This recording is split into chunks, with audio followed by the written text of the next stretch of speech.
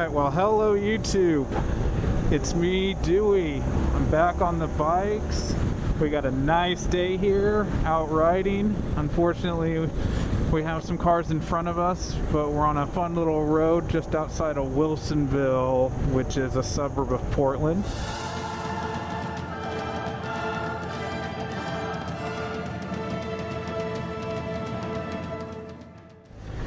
So we're just out cruising around. Yeah, I don't always know what to talk about. And once again, this is one of those days, but today I have the blue iridium visor on. Normally I ride with a transition shield instead of a tinted visor because it adjusts that way. And the real reason that I do that is when they first came out, it was, you know, I bought one as soon as I could for any helmet I had. But in probably 2008, 2009, I went on a motorcycle trip from Portland for 9 days out through Northern California and Nevada. And I did it on my 1982 Honda 450 with a headlight from 1982, which, if anybody is old enough to remember motorcycles from the 70s and the early 80s, especially those who have ridden them, will attest. Lighting was not really a priority for motorcycles back then. You did not have HID, LEDs, or anything remotely usable as a headlight at night. They just did not work. And so my friend Mike and I were riding from Lassen National Park to Lake Tahoe one day of the trip, and we got ourselves lost. We got ourselves really lost. This wasn't slightly lost and oops, haha, that was funny. This was 2.5 hours the wrong direction, and this was before GPS. You know, none of the cell phones had apps and GPS on them, especially. It was just a couple of guys not knowing where they were. So we had a paper map, and we're doing the old time motorcycle thing of, you know, pulled over on the side of the road and looking at a map. And maps are great, I love maps, but the thing about a paper map is it's really only useful if you actually know where you're at. And we had no idea where we were at even. We couldn't find a highway number for what we were on. We couldn't find a city.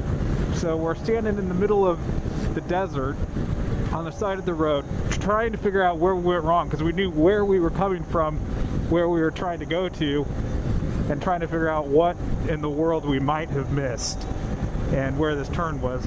So eventually we have an idea of the general area we think we're at, and so we decided that we were way farther east than we needed to be, and we wanted to be south. So our only course of action was to turn south at the first road we saw. And it turned into this incredible road as the sun was setting. It was a gorgeous valley through some hills with the alpenglow on one side. It was one of the most beautiful rides I've ever had. But at some point during this process, the sun goes down, and I was wearing a dark tinted visor, and I didn't have a clear one as a backup. I thought, why in the world would I need a clear visor as a backup? We're going to be riding during the day the whole time. This is ridiculous. I'm not going to try to pack it and get it damaged. So I had a dark iridium visor and a headlight from 1982, and I'm pretty sure the headlight itself was from 1982. This wasn't even a replacement, because some of these replacements were hard to find for those old bikes. It wasn't something you could just buy anywhere easily. And 1982 headlight, dark tinted shield, and there's so many bugs that I couldn't even open the shield up, because then I just got hit in the eyes with bugs and I couldn't see anything then. So I had to ride with the dark tinted shield down, and I joke you not, I could see the yellow line and the white line for maybe 10 feet in front of my bike, and that was it. And so I played this really sadistic game of trying to keep Mike's headlight or tail light, the red dot from his bike, somewhere between those two lines. And I figured as long as that headlight or that tail light was between those two lines, I was at least in my lane. And it was maybe the scariest ride I've ever had, but eventually it started getting really, really cold, and when we got into Lake Tahoe, it was 30 or 31 degrees, which is, you know, 0, -1 Celsius or so below freezing. And because it freezes so cold in the winter there, all of the roads have these big long cracks that run along them, and I couldn't see them, so I'm riding along on my old Honda, not being able to see anything, freezing cold to shivering, and out of nowhere my front tire would catch one of those cracks, the whole bike would shake like this, and I was trying to ride one-handed with one hand down on my engine to keep warm because I was so cold. And ever since then, as soon as I could get a transition shield, I got a transition shield because I did not want to be stuck in a situation like that ever again. It was just one of the scariest days of my life. And I mean, it was a beautiful ride, the beginning part. That was absolutely worth it, but I never want to have a ride like that where you have nothing but blind faith and a tail light in front of you, and that is really all that you can see. So that's my story of the day about the Iridium Shield. I am pretty sure there's no chance of us getting stuck out here after dark. It's about noon now and we're not going that far. So no worries, I can toss the Iridium Shield on and we are good to go. And we're relatively close to the city anyway, so I can ride with the tinted shield at night in the city because there's enough ambient light. And these modern motorcycles have so much better headlights. That old stuff you can still see, and they're actually usable at night.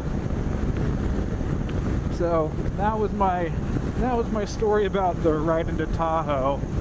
And you know, I'll throw some pictures up of it so you can get an idea of what my old motorcycle looks like, which I actually still have the old motorcycle. It's in my garage. It's a pretty chilly day. It's warmed up to about 40 degrees here now.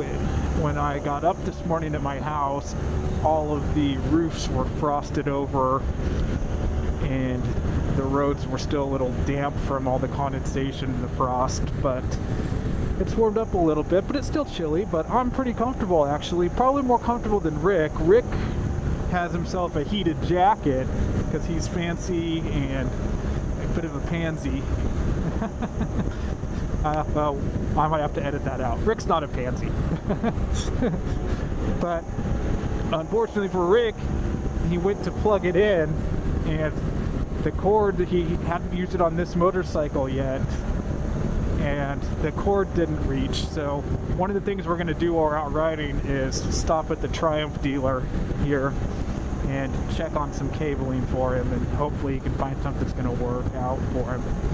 But I'm nice and toasty warm, and I figure an interesting and fun thing to do here after we do maybe a little bit of a riding montage is I'll go through what I wear when it's cold out and what my gear looks like. And it's not going to be a review or anything because I really have no desire to be a guy doing reviews on YouTube. That just is not appealing to me at all. I want to go out and ride my motorcycle and just share the riding I do, the places I go, the things I see. That's really what I enjoy about making these. So no reviews, but I will give you a quick little rundown after you check out this video montage that's coming up right now.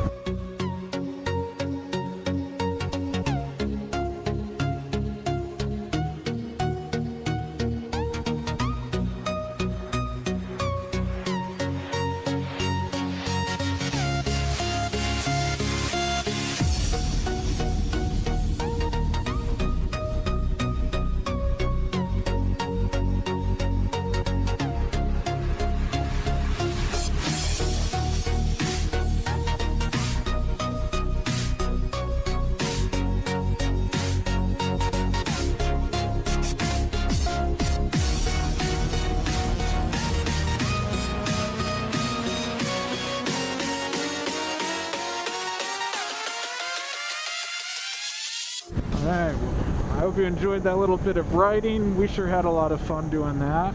So, Let's do a quick rundown through what I wear in the cold weather, and I wear the same thing, really anything below about 55 degrees Fahrenheit, basically down to freezing. I don't know, below freezing I don't think it would be enough, but I can go pretty close, you know, low 30s if I want to with this gear. So the first thing that I have that I put on first is a pair of Under Armour cold weather thermals that are a compression suit style, not baggy.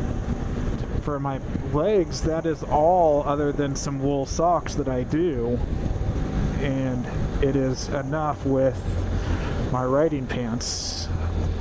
On my top, then, I wear separated Armour. I don't leave the Armour in my jackets, so I have a Leatt 3DF Armour suit on the top. For my pants, I have Klim Badland pants. These are GoreTex, which is part of why it stays warm, is it keeps the wind down so that I'm not having that wind hit me and make me cold the whole time.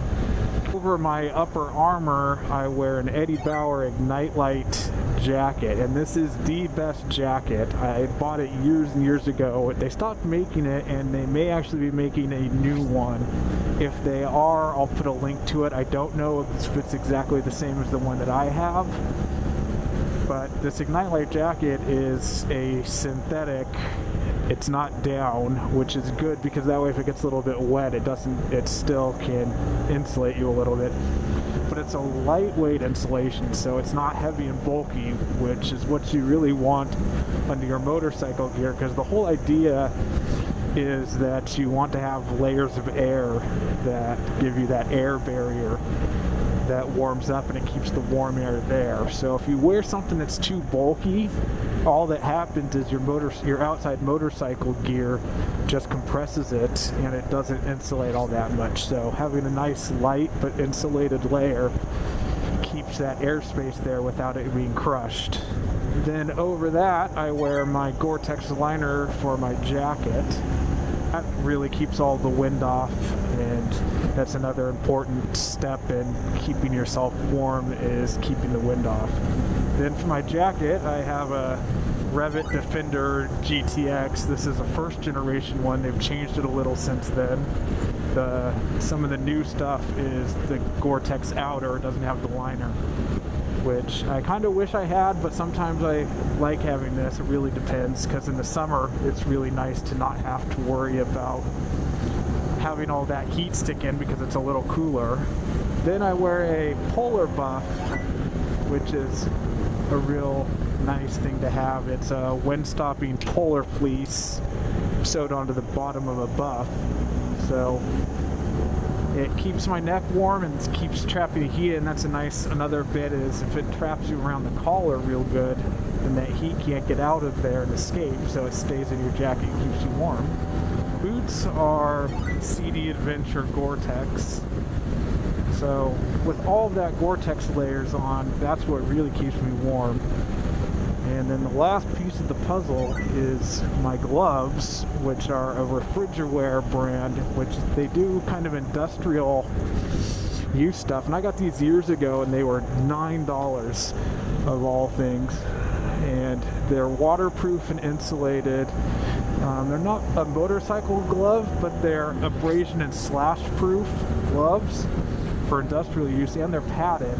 So it's a decent compromise between having a true kind of winter glove but having some kind of protection, because a lot of the motorcycle gloves, especially if you're going to get anything reasonable, doesn't have a lot of insulation, so it doesn't keep your hands really, really warm. Or you wear something like a ski glove, which has a whole lot of insulation but no protection. So it's kind of a compromise, and it does the job and it keeps me warm. And I do have my heated grips, though that also helps. So yeah, that's pretty much what I wear to keep myself warm in the winter. And like I said, that's good to being comfortable riding at freeway speeds kind of into the 30s, which is plenty for me. Beyond that, you start having to worry about frozen roads and ice, and that's scarier than the cold to me. so that's going to be this for that. That's going to be rewind. That's going to be it for this episode. So thank you all for watching. If you enjoyed it, like and subscribe. I appreciate it. We're growing slowly, but we're growing. With that, like again, thanks for watching again. I'll catch you guys next time. Stewie out.